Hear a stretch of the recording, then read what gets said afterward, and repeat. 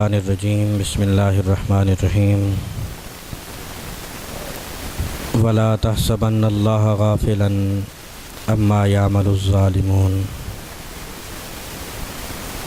آمنت باللہ صدق اللہ العظیم اللہم نور قلوبنا بالقرآن وزین اخلاقنا بالقرآن وادخلنا الجنة بالقرآن ونجنا من النار بالقرآن قال اللہ تعالی فی عظمت حبیبہ ان اللہ وملائکتہ یصلون علی النبی یا ایہا الذین آمنوا صلوا علیہ وسلموا تسلیما اللہم صلی علی سیدنا و مولانا محمد وعلی آل سیدنا و اصحاب سیدنا و شفیعنا و مولانا محمد مبارک وسلم الصلاۃ والسلام علیک یا سیدی یا رسول اللہ وعلى آلك وأصحابك يا سيدي يا حبيب الله الصلاة والسلام عليك يا سيدي يا رحمة للعالمين وعلى آلك وأصحابك يا سيدي يا شفيع المذنبين کروڑہ حمد و ثنا رب ذوالجلال کی ذات بابرکات کے لیے جو خالق کائنات بھی ہے اور مالک ارض و سماوات بھی۔ اللہ جل وعلا کی حمد و ثنا کے بعد حضور نبی اکرم نور مجسم شفیع امم اللہ کے پیارے امت کے سہارے رب کے محبوب دانائے ایوب مالک رکاب امم فخر عرب و عجم والی کون و مقام سیاہ لا مقام سید انس و جام سرور لالا رخاں ماہ خوباں شہنشاہ حسینہ تتمہ دوراں سرخیل زہرہ جمالاں جلوہ صبح ازل نور ذات لم یزل باعث تکوین عالم فخر آدم و بنی آدم نیر بطہا رازدار ما اوہا شاہد ما طغا صاحب علم نشرہ معصوم آمنہ احمد مجتبیٰ حضرت محمد مصطفیٰ صلی اللہ علیہ وسلم کے حضور ناز میں اپنی عقیدتوں، ارادتوں، محبتوں اور نیاز مندیوں کا خراج پیش کرنے کے بعد سامعین ذویل احتشام سورہ ابراہیم کی ایک آیت میں نے آپ کے سامنے تلاوت کرنے کا شرف حاصل کیا ہے۔ اسی کے ضمن و ذیل میں کچھ باتیں آپ کے گوش گزار کروں گا۔ دعا کریں اللہ تعالیٰ میری زبان پہ کلمۃ الحق جاری فرمائے۔ ارشاد باری تعالیٰ ہے وَلَا تَحْسَبَنَّ اللَّهَ غَافِلًا عَمَّا يَعْمَلُ الظَّالِمُونَ، اور یہ گمان نہ کرنا کہ آپ کا رب غافل ہے ان لوگوں سے جو ظلم کرتے ہیں۔ ظالموں سے اللہ غافل نہیں ہے، ظالموں کو وہ دیکھ رہا ہے۔ ظالم اس کی نظر میں ہے، فی الفور اگر وہ پکڑ نہیں فرماتا تو ایک معینہ مدت کے لیے مہلت دیتا ہے، لیکن وہ غافل نہیں ہے، ظالموں کو وہ دیکھ رہا ہے۔ آج کے جمعۃ المبارک میں جو باتیں میں نے آپ کے سامنے کرنی ہیں کربلا کے بعد کے کچھ حالات و واقعات آپ کے گوش گزار کرنے ہیں۔ میں نے بہت بڑا ظلم ہوا تھا کربلا کے میدان میں آل رسول کے ساتھ، یزید نے، اس کے حواریوں نے، اس کے لشکریوں نے جو آل رسول کے ساتھ کیا، ظلم کی انتہا کر دی، اور آگے حضرت امام علی مقام اور آپ کے ساتھیوں نے صبر کی انتہا کر دی۔ جس وقت امام علی مقام کی شہادت ہوئی حضرت حسین رضی اللہ تعالیٰ عنہ کو، دراصل یہ شہادت کی جو خبر تھی یہ آقا کریم علیہ الصلاۃ والسلام نے کئی سال پہلے دے دی تھی، فرما دیا تھا۔ حضرت علی رضی اللہ تعالیٰ عنہ فرماتے ہیں کہ ہم ایک سفر میں آ رہے تھے حضور علیہ الصلاۃ والسلام کے ساتھ، فرات کے کنارے پہ ہم موجود تھے، وہاں پہ کچھ دیر رکے تو نبی کریم صلی اللہ علیہ وآلہ وسلم نے ہم سے مخاطب ہو کے فرمایا کہ قریب ہی کربلا تھی۔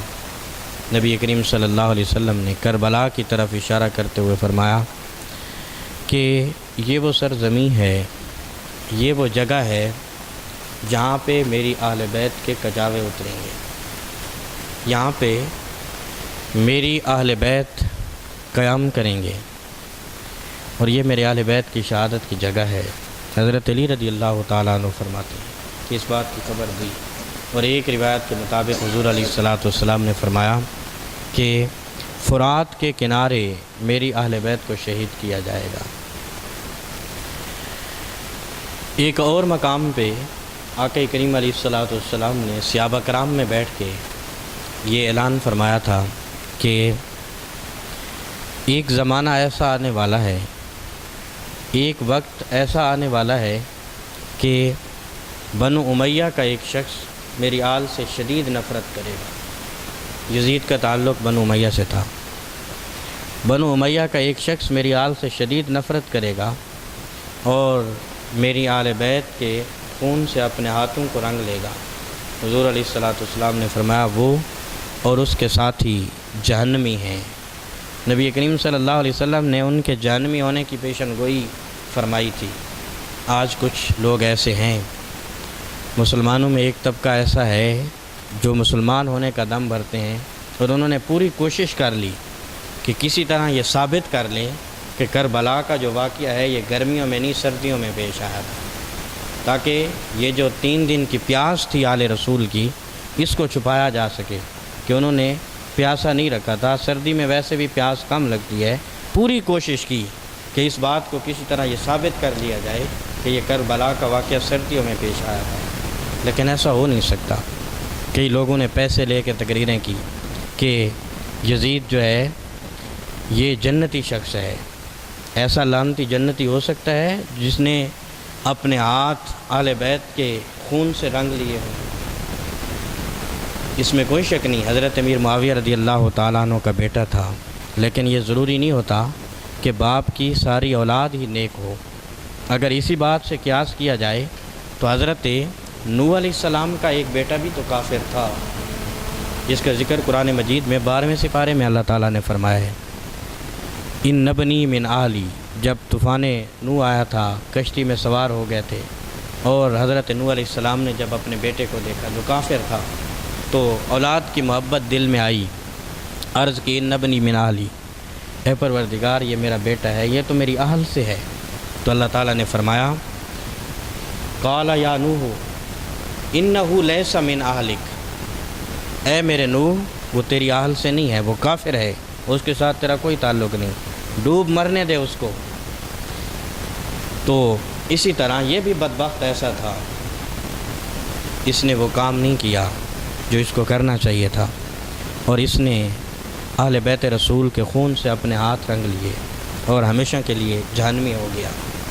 حدیث قسطنطنیہ سے کچھ لوگوں نے ثابت کرنے کی کوشش کی کہ نبی کریم صلی اللہ علیہ وسلم نے فرمایا کہ قسطنطنیہ کی طرف جو لشکر جائے گا اس لشکر کے تمام لوگ جنتی ہوں گے، پہلا جو لشکر جائے گا تمام لوگ جنتی ہوں گے۔ کچھ لوگوں نے بڑی کوشش کی کہ یہ ثابت کر لے کہ قسطنطنیہ کے لشکر میں یہ جہاد کے لیے گیا تھا جو عیسائیوں کے خلاف ہوا تھا، لیکن وہ ثابت نہیں کر سکتے، کیونکہ قسطنطنیہ میں جو پہلا لشکر گیا تھا اس کی پیشن گوئی فرمائی نبی کریم صلی اللہ علیہ وسلم نے جب یہ 6 سال کا تھا یزید۔ قسطنطنیہ کی طرف 10 لشکر گئے جہاد کے لیے، اور یہ آخری لشکر میں گیا تھا 16 سال کی عمر میں۔ پہلے 9 جو لشکر گئے تھے ان میں نہیں تھا، اور حضور علیہ الصلاۃ نے صرف پہلے لشکر کی بشارت دی تھی کہ وہ جنتی ہیں۔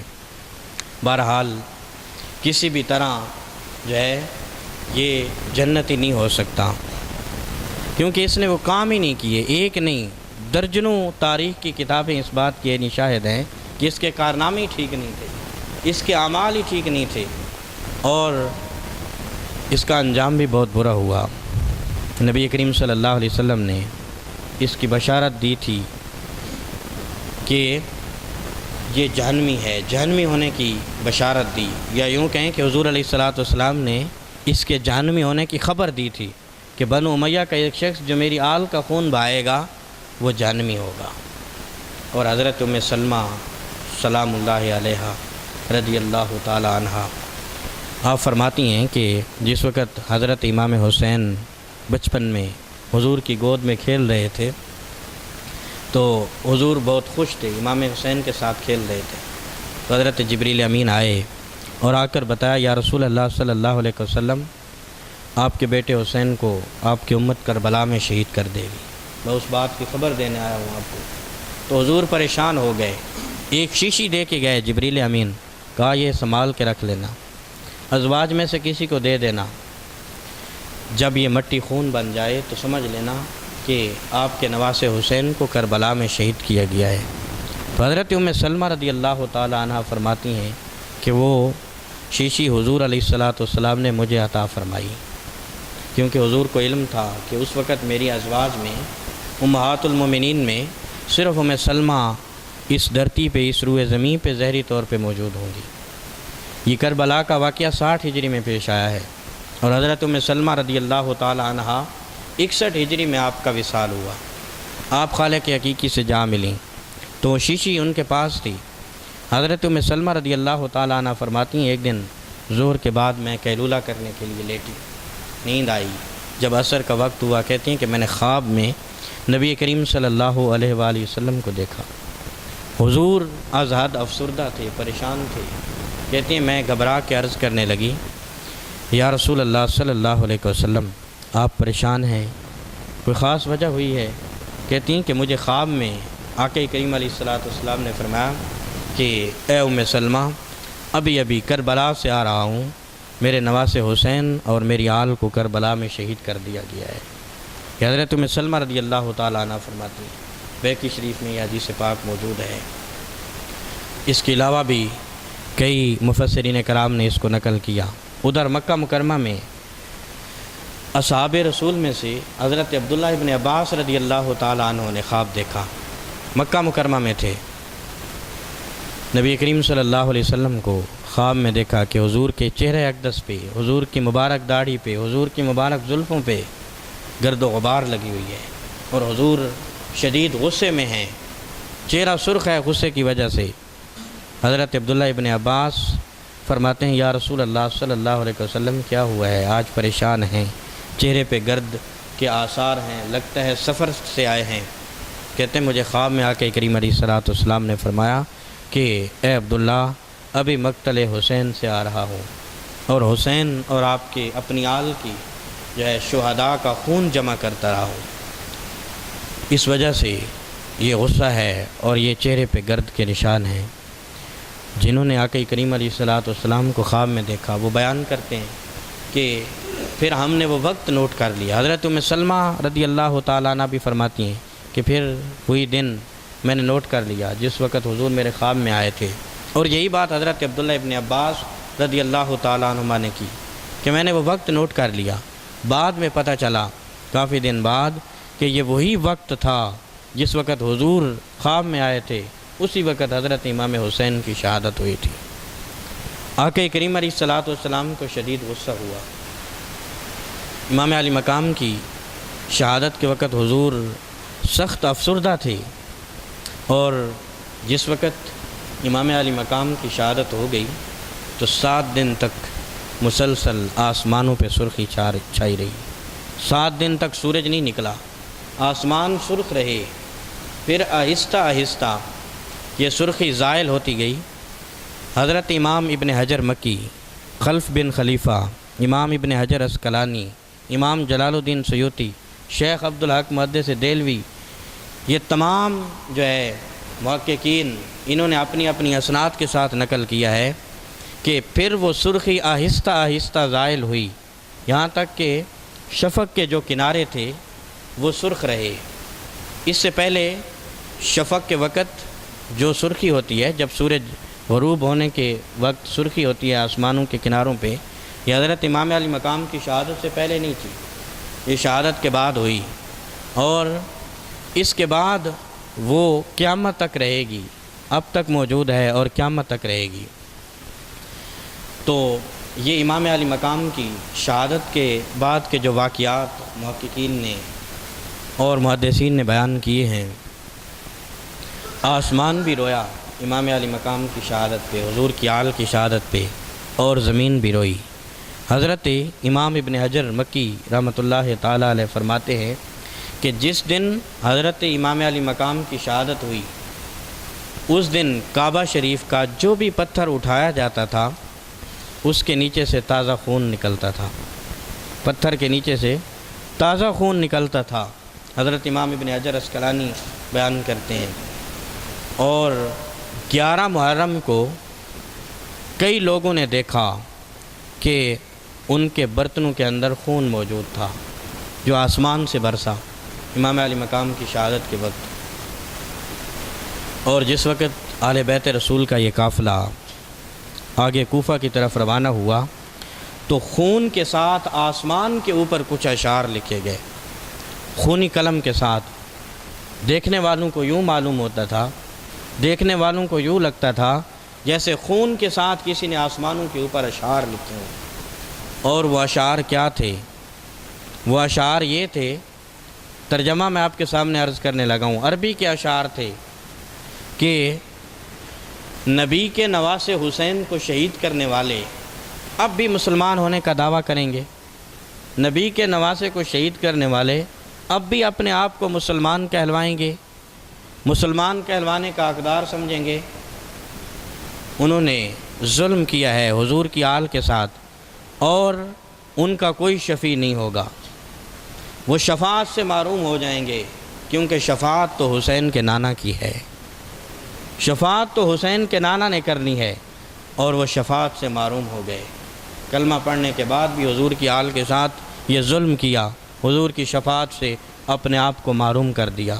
یہ اشعار آسمانوں کے اوپر خون کے ساتھ لکھے گئے، اور کئی لوگوں نے جو ہے بالکل ٹھیک طریقے سے ان کو پڑھا اور ان کو سمجھا بھی، اور پھر بیان بھی کیا، کتب میں ان کا ذکر بھی ہوا۔ کربلا کے واقعے کے بعد جو ظلم انہوں نے آل رسول کے ساتھ کیا وہ بھی کوئی کم نہیں تھا۔ اہل بیت کے خیموں کو آگ لگا دی، تھوڑا بہت جو مال و اسباب تھا لوٹ لیا، اہل بیت رسول کی مستورات کو قیدی بنا لیا گیا، اور سوار کر کے پہلے یہ ارادہ کیا کہ کوفہ میں ابن زیاد کے دربار میں لے جایا جائے۔ کوفہ کا گورنر تھا ابن زیاد، ابن زیاد کے دربار میں لے جانے کا پروگرام کیا۔ جو بھی شہداء تھے کربلا میں شہید ہونے والے جتنے بھی تھے ان کے سروں کو لیا اور نیزوں کے اوپر لٹکا دیا کہ یہ سر جو آل رسول کے ہیں یہ کوفہ میں ابن زیاد کے دربار میں لے کے جائیں گے، اور پھر دمشق میں یزید کے دربار میں ان کو لے جایا جائے گا۔ اور بے کور و کفن چھوڑ دیا آل رسول کو کربلا کے میدان میں، ان کی لاشوں کو، اور اوپر گھوڑے دوڑائے اور لاشوں کی بے حرمتی کی، ظلم کی انتہا کر دی کربلا کے میدان میں۔ اور جس وقت یہ قافلہ کوفہ کی طرف روانہ ہوا، صرف حضرت امام علی اوسط امام زین العابدین تھے، اور کربلا کی مستورات امام علی مقام کی ہمشیرہ حضرت زینب تھیں، آپ کی زوجہ تھیں، آپ کی بیٹیاں تھیں، آپ کی بھانجیاں تھیں، آپ کی بھتیجیاں تھیں، اہل بیت رسول کی مستورات تھیں۔ جب ان کو قیدی بنا کے کوفہ کی طرف یہ قافلہ روانہ ہوا، رستے میں ایک جگہ پہ اس قافلے نے قیام کیا، حلب جگہ کا نام تاریخ میں موجود ہے۔ حلب کے مقام پہ یہ قافلہ رکا، اس وقت ان کے پاس پانی ختم ہو گیا تھا، وہاں پہ انہوں نے خیمے لگائے، پانی بہت دور دراز سے لانا تھا، خیمے لگا کے تاکہ تھوڑی دیر یہاں پہ قیام کیا جائے، خیمے لگا لیے تاکہ آرام بھی کیا جائے اور پانی کے آنے کا انتظار بھی کیا جائے۔ پھر کچھ لوگوں کو بھیجا گیا، امرساد نے، خولی نے، شمر ذل جوشن نے، یہ آگے آگے تھے قافلے کے۔ ابن زیاد تو اپنے دربار میں پہنچ چکا تھا، یزید ویسے ہی دمشق میں تھا، تو انہوں نے کچھ لوگوں کو بھیجا کہ جا کے پانی لے آؤ۔ پانی لینے کے یہ آرام کرنے لگے، سو گئے، اور جو پانی لینے کے لیے گئے تھے، چونکہ دور جانا تھا، کافی وقت لگ گیا، حضرت سکینہ رضی اللہ تعالی عنہا آپ خیمے سے نکلیں۔ خیمے سے جب باہر آئیں تو کیا ملاحظہ کرتی ہیں کہ ایک درخت کا سایہ ہے جس کی ٹھنڈی چھاؤں ہے، وہاں پہ آ کے آپ نے مٹی کا سرہانہ بنایا اور مٹی کے سرہانے پہ آپ لیٹ گئیں۔ اس زمین کے اوپر، حلب کی اس سرزمین پہ لیٹیں تو تھکی ہوئی تھیں، تکلیفوں اور اذیتوں میں وقت گزارا تھا، آنکھ لگ گئی، نیند آ گئی۔ حضرت سکینہ امام علی مقام کی بیٹی، حضرت حسین رضی اللہ تعالیٰ عنہ کی معصوم سی چھوٹی سی بچی، ادھر ہی سو گئیں۔ جب پانی پہنچا، منادی نے ندا کی کہ چلو پانی آ گیا ہے، قافلہ آگے روانہ کیا جائے۔ یہ قافلہ جلدی سے آگے بڑھا، حضرت سکینہ اس مقام پہ رہ گئیں۔ قافلہ آگے چلا، کچھ قافلے نے سفر کیا تھا، خولی بن یزید کے ہاتھ میں جو نیزہ تھا اس کے اوپر امام حسین کا سر تھا، تو وہ نیزہ اس کے ہاتھ سے چھوٹ گیا اور نیچے زمین کے اندر گڑ گیا۔ خولی نے اس کو نکالنے کی کوشش کی کہ اس نیزے کو نکال لیا جائے، لیکن نیزے کو وہ نہ نکال سکا۔ اس نے اور لوگوں کو بلایا، شمر آگے بڑھا، عمر سعد آگے بڑھا، لیکن نیزے کو نہیں نکال سکے۔ حضرت امام زین العابدین کے پاس آئے اور کہا کہ حضرت حسین کا سر اقدس آگے نہیں چل رہا، کیا وجہ ہے؟ تو حضرت امام زین العابدین اپنی پھوپھی جان حضرت زینب سے مخاطب ہوئے اور آپ نے فرمایا کہ اے پھوپھی جان، دیکھ لو کوئی شہزادی تو نہیں رہ گئی، ہم نے قیام کیا تھا، حضرت حسین کا سر آگے نہیں چل رہا، نیزہ زمین کے اندر گڑ گیا ہے۔ تو حضرت زینب نے جب آواز دی تو پتہ چلا کہ کجاوے میں حضرت سکینہ نہیں ہے۔ تو حضرت زینب نے کہا کہ حضرت سکینہ لگتا ہے اس مقام پہ رہ گئی ہیں، قافلے سے بچھڑ گئی ہیں جس مقام پہ، حلب کے مقام پہ ہم نے قیام کیا تھا۔ حضرت زینب رضی اللہ تعالی عنہ آگے بڑھیں، حضرت سکینہ کو آوازیں دیتی رہیں۔ جب اس مقام پہ پہنچی جہاں پہ قافلے نے قیام کیا تھا، آگے بڑھیں، اس جگہ پہ تو کیا دیکھتی ہیں کہ ایک نقاب پوش خاتون ہے، حضرت سکینہ کو جس نے اپنی گود میں لیا ہوا ہے۔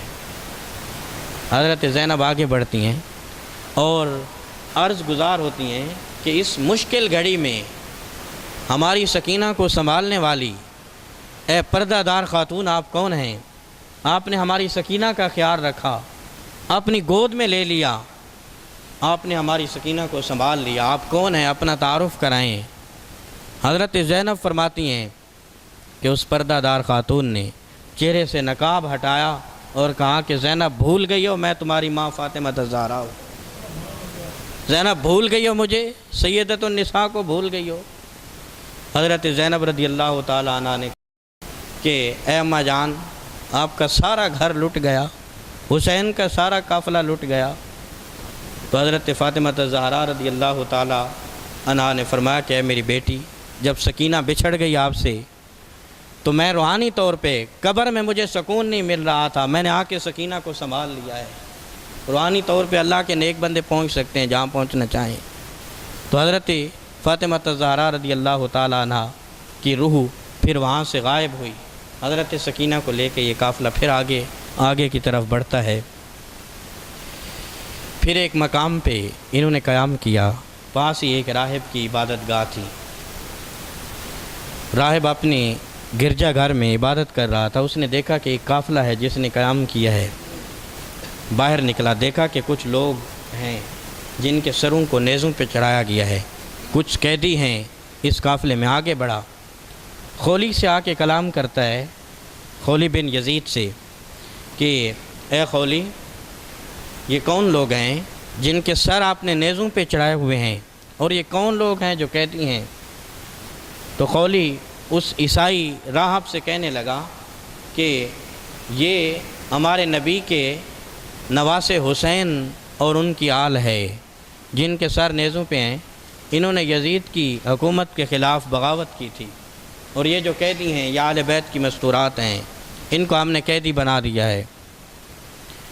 تو وہ راہب بہت حیران ہوا، اس نے کہا کہ تمہارے نبی کا نواسہ ہے اور اس کے ساتھ آپ نے یہ حال کیا ہے کہ اس کا سر قلم کر کے اس کی پوری آل کو شہید کرنے کے بعد نیزوں پہ چڑھا دیا۔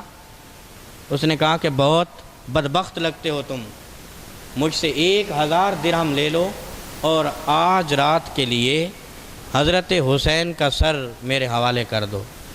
رات تو آپ نے یہاں پہ قیام کرنا ہی ہے، سر حسین مجھے دے دو، صبح 1000 درہم لے لینا مجھ سے۔ پہلے ان کو انہی چیزوں کی ضرورت تھی جس کے لیے یہ کربلا میں آئے تھے۔ انہوں نے کہا کہ اچھی بات ہے، صبح سر بھی واپس مل جائے گا، 1000 درہم بھی مل جائے گا۔ اس راہب کے حوالے کر دیا حضرت امام علی مقام کا سر۔ اس راہب نے سر کو دھویا، خوشبو لگائی، صاف کیا، ایک مقدس جگہ پہ اپنے کمرے میں رکھ کے پوری رات حضرت امام علی مقام کے سر کے سامنے بیٹھ کے حضرت حسین کے سر کو دیکھتا رہا۔ اس نے کہیں پڑھا ہوگا کہ کربلا کا میدان ہوگا جس میں حضور کی آل کو شہید کیا جائے گا، حضور کی آل کے ساتھ یہ ظلم ہوگا، مسلمانوں کے نبی کی آل کو بے دردی کے ساتھ شہید کیا جائے گا۔ اس لیے سر حسین کے سامنے رات کا جب تیسرا پہر آیا، کیا دیکھتا ہے کہ دروازے کی دراڑوں سے ایک نور اندر کی طرف بڑھتا ہے اور آواز آتی ہے، حضرت آدم علیہ السلام نواسہ رسول حسین کے سر کی زیارت کرنے آ رہے۔ پھر آواز آتی ہے، حضرت ابراہیم آ رہے ہیں۔ تاریخ طبری اٹھا کے دیکھیے گا، حضرت شیخ عبدالحق محدث دہلوی نے بھی اس بات کو نقل کیا۔ پھر آواز آتی ہے، حضرت موسیٰ علیہ السلام آ رہے ہیں۔ پھر آواز آتی ہے، سید الانبیاء اپنے نواسے کے سر اور چہرے کی زیارت کے لیے آ رہے ہیں۔ وہ راہب کہتا ہے، پھر مجھے ایک آواز آئی کہ اپنی نگاہیں جھکا لو، آنکھیں بند کر لو، اب سیدہ کائنات فاطمہ الزہرا سر حسین کی زیارت کے لیے آ رہی ہے۔ اور آپ کہتے ہیں میرا سر جھک گیا، کافی دیر بعد میری آنکھ کھلی، میں نے دیکھا حضرت حسین کے سر سے آسمانوں کی طرف ایک نور نکل رہا تھا۔ کہتے ہیں کہ سر حسین کی برکت سے اس راہب نے اسی وقت کلمہ پڑھا اور مسلمان ہو گیا، اس کو دولت ایمان میسر آ گئی۔ یہ سر حسین کی برکت تھی۔ صبح کے وقت انہوں نے اس راہب سے حضرت امام علی مقام کا سر لیا، 1000 درہم وصول کیا اور آگے کی طرف یہ قافلہ بڑھا۔ ابن زیاد کے دربار میں جب کوفہ میں اہل بیت رسول کا یہ لٹا ہوا قافلہ پہنچا، رات کا وقت تھا، ابن زیاد کو یہ اطلاع دی گئی کہ اہل بیت رسول کا قافلہ پہنچ گیا ہے۔ تو اس نے کہا کہ قافلے کو ساری رات باہر ٹھہرایا جائے، صبح جب تخت لگے گا میں اپنی عدالت میں بیٹھوں گا تو پھر ان کو میرے سامنے پیش کرنا۔ پوری رات نبی کی آل کو کوفہ کے دارالعمارت کے باہر کھڑا کیا گیا۔ صبح کے وقت ان کو جو ہے دربار میں لے جایا گیا، ابن زیاد کے دربار میں امام علی مقام کا سر ایک تشت میں رکھا گیا، ابن زیاد کے سامنے پیش کیا گیا۔ اس کے ہاتھ میں ایک چھڑی تھی۔ حضرت حسین کے ہونٹوں پہ چھڑی مارتے ہوئے کہنے لگا، اے حسین تجھے کہا تھا نا کہ یزید کے ہاتھ پہ بیعت کر لے، اب تو اپنے انجام کو پہنچ گیا ہے۔ چھڑی بھی لگا رہا ہے حضرت حسین کے لبوں پہ اور یہ الفاظ بھی کہہ رہا ہے، گستاخانہ جملے بک رہا ہے۔ حضرت سہل بن سعد ساعدی، یہ ایک صحابی ہیں، عمر کے آخری حصے میں تھے، یہ ابن زیاد کے دربار میں بیٹھے ہوئے تھے، کھڑے ہو گئے، کہا اے بدبخت ملعون، حضرت حسین کے ہونٹوں پہ چھڑی نہ لگا، میں نے خود اپنی آنکھوں سے دیکھا ہے، حضور حضرت حسین کے ہونٹوں کو کئی دفعہ چوم لیا تھا حضور نے، میں نے خود اپنی آنکھوں سے دیکھا ہے، ان مقدس ہونٹوں پہ تو چھڑی لگا رہا ہے۔ تو اس نے کہا کہ مجھے تیرے بڑھاپے کا احساس نہ ہوتا تو میں تجھے قتل کروا دیتا۔ اس نے کہا میرے بڑھاپے کا احساس ہو گیا اور نبی کے نواسے کا احساس نہیں ہوا تمہیں، آج میرے بڑھاپے کا تمہیں احساس ہو گیا، نبی کے نواسے کا احساس کیوں نہ ہوا؟ یہ بات کہتے ہوئے حضرت سعد باہر نکل آئے اور پھر جو ہے ابن زیاد نے یہ اعلان کروا دیا کہ جتنے بھی یہ اہل بیت کے لوگ ہیں ان کو یزید کے دربار میں دمشق بھیجا جائے۔ وہاں پہ تیاری ہونے لگی، یزید کا حکم نامہ تھا کہ جشن مناؤ۔ کئی لوگوں کو تو اس بات کا علم بھی نہیں تھا دمشق میں کہ جو لوگ آ رہے ہیں، جو قیدی بن کے آ رہے ہیں، جن کے سر نیزوں پہ آ رہے ہیں، وہ نبی کی آل ہے، کیونکہ کربلا کی طرف تو یزید کی فوج گئی تھی، اس نے یہ اعلان کیا کہ کچھ باغی تھے جنہوں نے یزید کی حکومت کے خلاف بغاوت کی، ان کو کچل دیا گیا، ان کے سر قلم کیے گئے، ان کے سر نیزوں پہ چڑھائے گئے، اور جو ان کے قافلے والے تھے ان کو قیدی بنایا گیا۔ کئی لوگوں کو علم نہیں تھا، وہ لوگ باہر نکل آئے کہ ہم دیکھیں کہ قیدی کس طرح دمشق میں آتے ہیں اور بغاوت کرنے والے کس طرح دمشق کے بازاروں میں آتے ہیں۔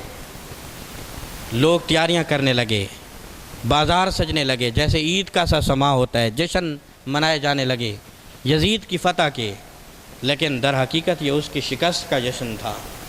قتل حسین اصل میں مرگ یزید ہے۔ اسلام زندہ ہوتا ہے ہر کربلا کے بعد۔ تو لوگوں نے جو ہے گھروں سے باہر نکل کے استقبال کیا اس قافلے کا۔ جب قافلہ دمشق کے بازاروں میں داخل ہوا تو آگے آگے ایک شخص کو انہوں نے لگا دیا تھا جو قرآن پڑھ رہا تھا۔ قرآن پڑھتے ہوئے آل بیت رسول کا یہ قافلہ دمشق کے بازاروں میں داخل ہوا، سورہ کہف کی تلاوت کر رہا تھا۔ ایک چوک پہ قافلے نے قیام کیا، سورہ کہف پڑھ رہا تھا۔ اس وقت وہ شخص جو آگے تھا قافلے کے یہ آیت پڑھ رہا تھا، ام حسبت ان اصحاب الکہف والرقیم، تمہیں تعجب نہیں ہوتا اصحاب کہف اور رقیم والوں پہ؟ کتنے تعجب کی بات ہے۔ گمان نہیں کرتے کہ جو اصحاب کہف تھے، جو غار میں ٹھہرنے والے تھے، جو اصحاب رقیم تھے، ان پہ تعجب نہیں ہوتا تمہیں؟ جب اس آیت پہ پہنچا تو حضرت امام علی مقام کے مبارک ہونٹوں سے قرآن کی تلاوت جاری ہو گئی۔ حضرت حسین نے بھی قرآن کی آیت پڑھی اور آگے پھر آپ نے یہ جملے کہے کہ تمہیں اصحاب کہف اور اصحاب رقیم پہ تو تعجب ہوتا ہے، وہ تو کر رہے ہو، لیکن نبی کی آل کو شہید کرتے ہوئے تمہیں تعجب نہیں ہوا؟ یہ اس سے بھی بڑے تعجب کی بات ہے کہ نبی کی آل کو شہید کیا گیا۔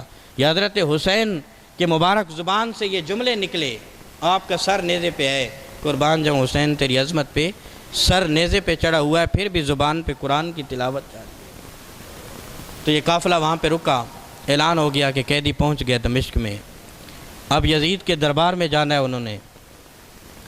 تو لوگوں نے گلیوں میں نکل کے استقبال کیا، ان کی جو عورتیں تھیں وہ چھتوں پہ چڑھ گئیں، دیکھنے لگیں کہ یہ کیسے لوگ تھے جنہوں نے یزید کی حکومت کے خلاف بغاوت کی تھی۔ آج ان لوگوں کو دیکھیں تو جس وقت عورتوں نے دیکھا، مردوں نے دیکھا، آل بیت رسول قیدی بن کے دمشق کے بازار میں ایک چوک میں رکے ہوئے ہیں، ایک عورت نے چھت پر سے دیکھا، اس نے کہا قیدی ہیں، آگے بڑھی، اپنی کنیز سے کہتی ہے کہ جاؤ پتہ کرو قیدیوں کو کسی چیز کی ضرورت تو نہیں۔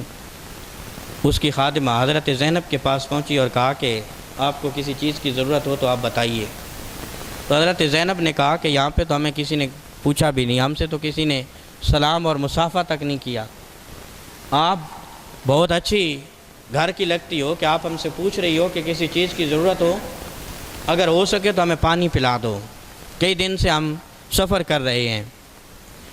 تو وہ آئی اور اپنی مالکن سے کہنے لگی کہ پانی کی ضرورت ہے۔ اس نے پانی بھی دیا، مشکیزیں بھر کے دیے، کھجوریں بھی دی، کھانا بھی دیا، چادریں بھی دیں، کہا کہ یہ دے کے آؤ۔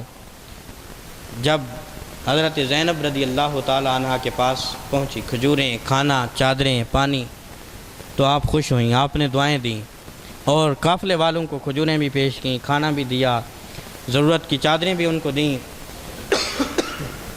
اور پھر حضرت زینب رضی اللہ تعالی عنہ نے کہا کہ میں اس خاتون سے ملنا چاہتی ہوں، اس سے ملاقات کرنا چاہتی ہوں، اس سے بات کرنا چاہتی ہوں۔ تو وہ خاتون گئی حضرت زینب کے پاس، تو حضرت زینب نے پوچھا کہ تو کون ہے اور تو نے ہمارے ساتھ یہ ہمدردی اور نیکی کس طرح کی، ہمارے ساتھ یہ بھلائی کیوں کی آپ نے؟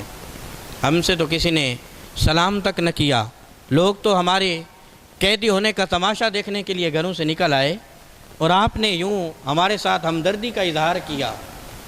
تو وہ خاتون کہنے لگی کہ میرا تعلق مدینہ منورہ سے ہے، میں ایک یہودی کی بیٹی تھی۔ اب وہ جانتی نہیں تھی کہ حضرت زینب کون ہے، وہ عورت اپنی داستان سنا رہی ہے، کیونکہ کوفہ دمشق میں تو یہی اعلان ہوا تھا کہ کچھ لوگوں نے یزید کی حکومت کے خلاف بغاوت کی تھی، جن کو کچل دیا گیا ہے، ان کے سر نیزوں پہ ہیں اور قافلے والے قیدی بن کے ہیں۔ اکثر لوگوں کو تو اسی چیز کا علم تھا، وہ جانتی نہ تھی کہ یہ آل رسول ہے، یہ حضور کا گلشن ہے، یہ حضور کا باغ ہے۔ کہنے لگی کہ مدینہ منورہ سے تعلق ہے میرا، ایک یہودی کی بیٹی ہوں۔ کہتی ہیں سیدۃ النساء فاطمہ الزہرا کے ہاتھ پہ مجھے اسلام نصیب ہوا، اور میں نے اپنی زندگی کا کچھ حصہ، شادی سے پہلے کا کچھ حصہ حضرت سیدۃ النساء کی خدمت میں گزارا۔ اسلام لانے کے بعد میں نے اپنے والد سے یہ گزارش کی کہ میں اپنا وقت سیدۃ النساء کے پاس گزارنا چاہتی ہوں، تو میرے والد کی طرف سے اجازت مل گئی۔ میں حضرت سیدۃ النساء کی خدمت میں رہی۔ جس وقت میری شادی ہوئی تو میرا شوہر مجھے دمشق کی طرف لے آنے لگا، تو میں نے سیدۃ النساء سے اجازت طلب کی اور کہا کہ اے بنت رسول، مجھے کوئی نصیحت کر دیں، کوئی ایسا جملہ کہہ دیں جو میرے لیے دین و دنیا کا سما ہو جائے۔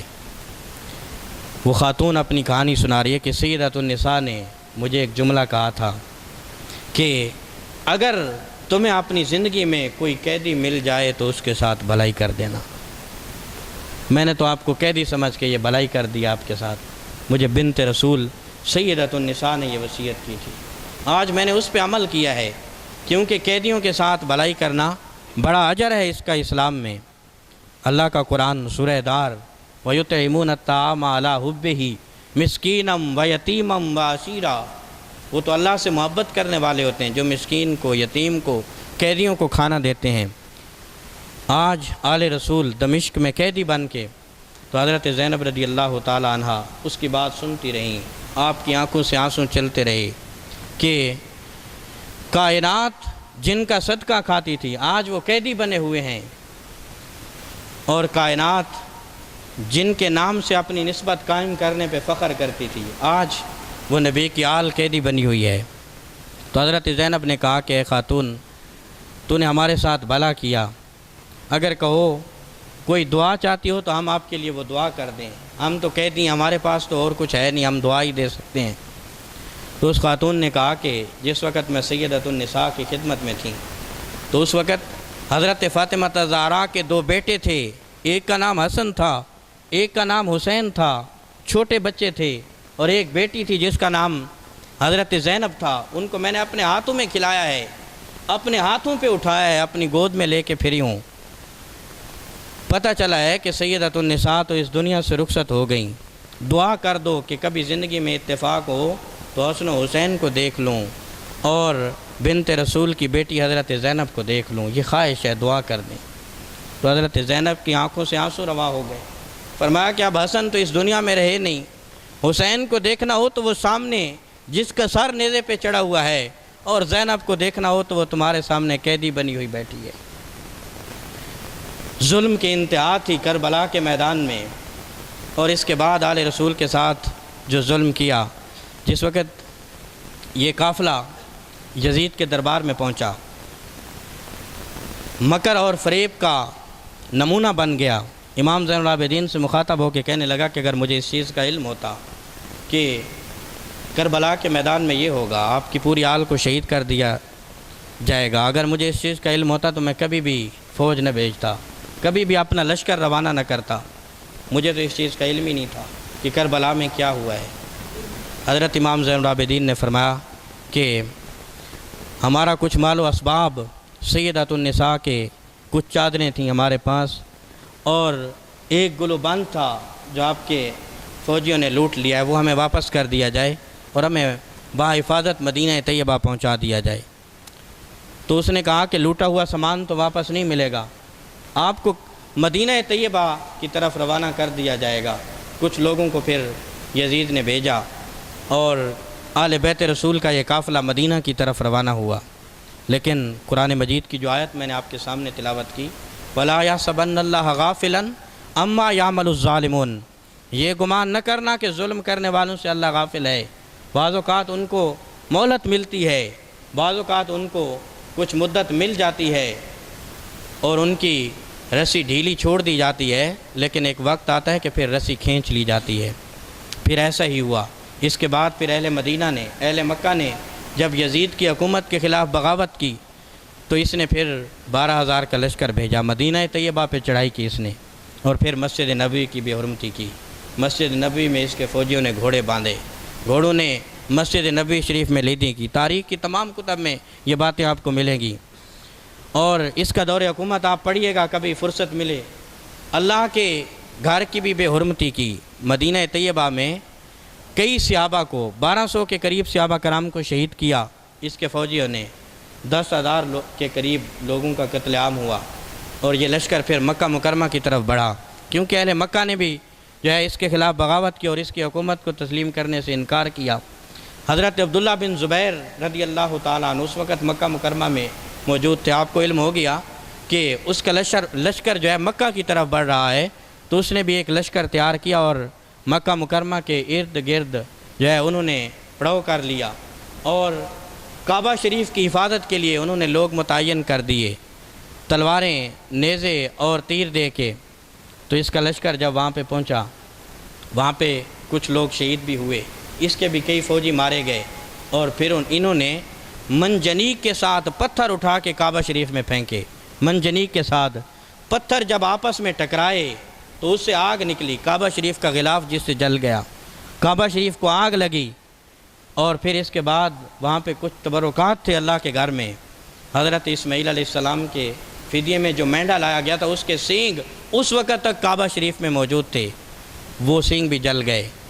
اس طرح اس نے مسجد نبوی کی بھی بے حرمتی کی، اللہ کے گھر کی بھی بے حرمتی کی۔ ابھی لشکر ابھی مکہ مکرمہ میں ہی تھا، لڑ رہا تھا ان لوگوں کے ساتھ کہ اللہ تعالیٰ نے اس کو واصل جہنم سے بنایا۔ اس کے جسم سے بدبو آنا شروع ہو گئی، گھر والے اس کے قریب نہیں آنا چاہتے تھے۔ بھوک اور پیاس کی شدت میں، امراض خبیثہ میں مبتلا ہو کے چند ہی دنوں میں جو ہے یہ واصل جہنم ہو گیا، جہنم کا ایندھن بن گیا۔ پھر جو ہے کسی طریقے سے خبر پہنچی، کئی دن گزر گئے اس بات کو، یہ قافلہ ابھی مکہ مکرمہ میں تھا، بتایا کہ یزید تو مر چکا ہے۔ تو یہ قافلہ پھر واپس دمشق کی طرف دوڑا کہ جس کے حکم پہ، جس کے کہنے پہ ہم آئے تھے، وہ تو اب واصل جہنم ہو گیا، اب ہم کیا کریں گے۔ اور جتنے بھی جو ان کے جرنیل تھے، سپہ سالار تھے، کربلا کے میدان میں حضرت امام کے خلاف جو ہے لڑنے والے، حضرت امام اور آپ کی آل کو شہید کرنے والے، تمام کا یہی حشر ہوا۔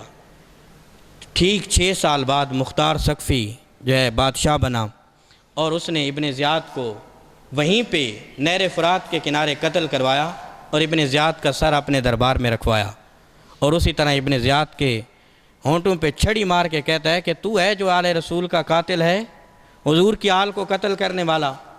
اور جو ہے ابن زیاد کی یوں تذلیل کی اور یوں وہ ذلت کی موت مرا۔ عمر سعد جس نے امام علی مقام کی شہادت اور آپ کی آل کی توہین کرنے میں کوئی کسر باقی نہ چھوڑی تھی، اس شخص کی بھی بڑی اذیت ناک موت ہوئی۔ یہ شخص مختار ثقفی کا دوست تھا۔ جب مختار ثقفی بادشاہ بنا تو اس نے کہا کہ عمر سعد کو پکڑ کے لایا جائے۔ یہ کہنے لگا کہ تو میرا دوست ہے، مجھے تو کچھ نہیں کہے گا۔ مختار نے کہا کہ کربلا میں جتنے بھی آئے تھے ایک ایک سے بدلہ لوں گا، ایک ایک کو واصل جہنم کروں گا، اللہ چاہے تو پھر وقت کو بدل دیتا ہے۔ اس کا سر قلم کیا اور اس کے بیٹے کا سر قلم کیا، اور مدینہ طیبہ میں حضرت محمد بن حنفیہ کو بھجوایا، کہا کہ یہ عمر سعد کا سر حسین کا بدلہ ہے اور اس کے بیٹے کا سر علی اکبر کا بدلہ ہے۔ تو حضرت محمد بن حنفیہ نے فرمایا کہ ان بدبختوں کے سر میرے حسین کا بدلہ نہیں ہو سکتے، ان کے سر میرے علی اکبر کا بدلہ نہیں ہو سکتے۔ اور خولی بن یزید یہ بھاگ گیا تھا جس وقت مختار ثقفی کی حکومت آئی، کیونکہ اس کو پتہ تھا کہ اب جو ہے میرا بھی وہی دردناک انجام ہونا ہے۔ پھر کچھ دیر بعد کسی نے اس کو بتایا کہ حالات سازگار ہیں، واپس آ جاؤ۔ تو یہ واپس آیا، مختار ثقفی کو علم ہوا، مختار ثقفی نے کہا کہ جاؤ خولی بن یزید کو پکڑ کے لے آؤ، شمر نے آپ کو شہید کیا تھا اور اس نے سر تن سے جدا کیا تھا خولی نے۔ تو جس وقت جو ہے مختار ثقفی کے فوجی گئے اس کے گھر میں، تو یہ اپنی بیوی سے کہنے لگا کہ ان کو کہنا کہ میں گھر پہ نہیں ہوں۔ چھپ گیا، اور چھپا کہاں؟ ایک ٹوکرے کے نیچے۔ کہنے لگا کہ نہیں ہے گھر پہ۔ تو جو بیوی تھی خولی کی، وہ آل بیت رسول سے محبت کرنے والی خاتون تھی، اس نے کہا کہ وہ گھر پہ نہیں ہے، زبان سے کہا کہ گھر سے نہیں ہے، ہاتھ کا اشارہ کر کہتی ہے کہ بدبخت ٹوکرے کے نیچے ہے، چھپا ہوا ہے، نکال لو اس کو، ہاتھ کے اشارے سے کہتی ہے، زبان سے کہنے لگی کہ نہیں ہے گھر پہ۔ تو آگے بڑھے، خولی کو لے کے آئے، ابن زیاد کے مختار ثقفی کے دربار میں لے کے آئے۔ مختار ثقفی نے کہا کہ جو ہے اس کو بھوکا اور پیاسا رکھا جائے۔ 3 دن اس کو بھوکا اور پیاسا رکھا گیا، اور پھر اس کے بعد بھوکے کتے چھوڑ کے جو ہے اس کے لاش کو ان کتوں نے کھایا، اس کو مٹی بھی نصیب نہ ہوئی۔ اور شمر ذی الجوشن وہ بھی بھاگتا بھاگتا مدینے میں حضرت امام زین العابدین کے پاس پہنچ گیا، بھاگا ہوا تھا، تھکا ہوا تھا، پتہ نہیں کہ کس کے پاس پہنچا ہے، جلدی سے کہنے لگا کہ مجھے پانی پلاؤ۔ حضرت امام زین العابدین نے پانی پیش کیا شمر ذی الجوشن کو۔ جب پانی پی لیا، دیکھا کہ یہ تو امام زین العابدین ہے، کہنے لگا لگتا ہے پہچانا نہیں مجھے۔ امام زین العابدین نے فرمایا ٹھنڈی آبری، آپ نے فرمایا کہ تجھے کیسے نہیں پہچانوں گا، تو ہی تو میرے باپ کا قاتل ہے، میری پوری آل کا قاتل ہے، تجھے نہیں پہچانوں گا تو اور کس کو پہچانوں گا؟ تو کہنے لگا کہ پھر بھی آپ نے مجھے پانی پلایا۔ تو حضرت امام زین العابدین نے فرمایا کہ ہم پانی بند کرنے والے نہیں، ہم پانی پیش کرنے والے ہیں۔ اور پھر مختار سقفی کے لوگ جو ہے وہاں پہ پہنچے، اور پھر اس کو پکڑ کے اس کی بھی لاش کو الٹا لٹکا دیا گیا اور کتوں کے آگے ڈال دیا گیا۔ بہت ہی دردناک۔ ہرمل نے، جس نے علی اصغر کے حلق پہ تیر چلایا تھا، اللہ تعالیٰ نے اس کو اذیت دی، اس کا جو آگے کا حصہ ہے وہ برف کی طرح ٹھنڈا ہو گیا، جو پیچھے کا حصہ ہے وہ آگ کی طرح گرم ہو گیا، اور یوں وہ نالیوں کا گندا پانی پیتا تھا اور کھاتا تھا، گوبر کھاتا تھا، اور پھر گھر والوں نے اس کو جکڑ دیا، پھر واصل جہنم ہوا۔ ان کا انجام بہت برا ہوا۔ اللہ تعالیٰ ظالموں سے غافل نہیں، اللہ تعالیٰ ظالموں کو دیکھ رہا ہے۔ دعا ہے کہ رب ذوالجلال ہمیں نیک عمل کی توفیق عطا فرمائے۔ وما علینا الا البلاغ۔